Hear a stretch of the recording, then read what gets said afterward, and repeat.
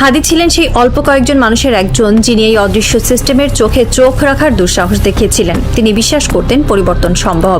তিনি এমন কিছু সত্য জনসম্মুখে এনেছিলেন যা সিস্টেমের ভিত্তিমূলে কাঁপন ধরিয়ে দিয়েছিল। কিন্তু হাদি জানতেন না যে সংসদে তিনি যাওয়ার স্বপ্ন দেখছিলেন সেখানে তার মতো মানুষের জন্য কোনো প্রবেশদ্বার রাখা হয়নি।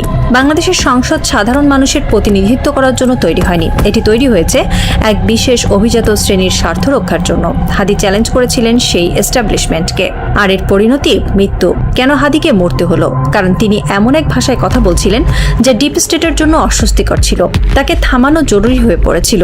নির্বাচন বা আইনি প্রক্রিয়া তাকে আটকানো কঠিন ছিল বলেই তাকে চিরতরে সরিয়ে দেওয়া হয়। হাদির মৃত্যু কোনো সাধারণ দুর্ঘটনা ছিল না, এটি ছিল সিস্টেমের পক্ষে একটি স্পষ্ট বার্তা। আমাদের ছকে যে আসবে না তার কোনো অস্তিত্ব থাকবে না।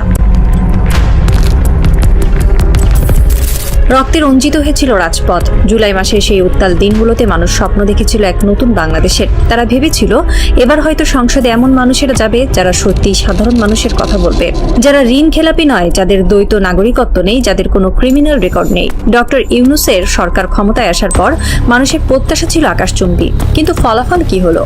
সংসদে যখন নতুন মুখগুলোর দিকে মানুষ তাকালো তারা শিউরে উঠল। ঘুরে ফিরে সেই একই মুখ। 85 জন এমন এমপি যারা আগেই সংসদে ছিলেন, সেই পুরনো ঋণ খেলাপি, সেই পুরনো দুর্নীতিবাজরাই এবার নতুন পোশাকে হাজির। কেন এমন হলো? এত রক্তের, এত ত্যাগের পর কেন একই ফলাফল? এর উত্তর লুকিয়ে আছে আমাদের সিলেকশন সিস্টেমে।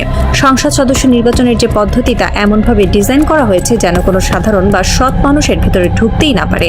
এই সিস্টেম পরিবর্তন করতে দেওয়া হয়নি, কারণ সিস্টেম পরিবর্তন করলে হাদির মতো সৎ এবং আপোষহীন মানুষরা সংসদে ঢুকে পড়তো, আর তা ডিপ স্টেটের জন্য সবচেয়ে বড় বিপদ হতো। হাসনাতের গল্পটা আর একটু ভিন্ন, কিন্তু সমানভাবে করুণ। কিছুদিন আগেও সে ছিল জাতীয় এক আন্দোলনের রূপকার, একজন ন্যাশনাল লিডার। তার প্রতিটি কথায় রাজপথ কেঁপে উঠত। সাধারণ মানুষ তার দিকে তাকিয়ে থাকত নতুন নির্দেশের জন্য। কিন্তু সিস্টেম জানে কিভাবে একজন বিদ্রোহীকে বশ করতে হয়। হাসনাতকে মেরে ফেলার প্রয়োজন হয়নি, তাকে সিস্টেমের ভেতরে টেনে নেওয়া হয়েছে। আজ হাসনাত 300 জন এমপির একজন। সংসদে সে কথা বলার সময় মাত্র 5 মিনিট পায়, আর সেই 5 মিনিটের ভেতরে তাকে 14 বার পয়েন্ট অফ অর্ডারে বাধা দেওয়া হয়। তাকে শেখানো হয় সংসদীয় আদব কায়দা, মাননীয় স্পিকার বলে কিভাবে মাথা নিচু করতে হয়। যে হাসনাত পুরো দেশের কথা ভাবত, তাকে এখন কুমিল্লায় তার নির্বাচনী এলাকার ছোটখাটো উন্নয়নমূলক কাজে ব্যস্ত রাখা হয়েছে।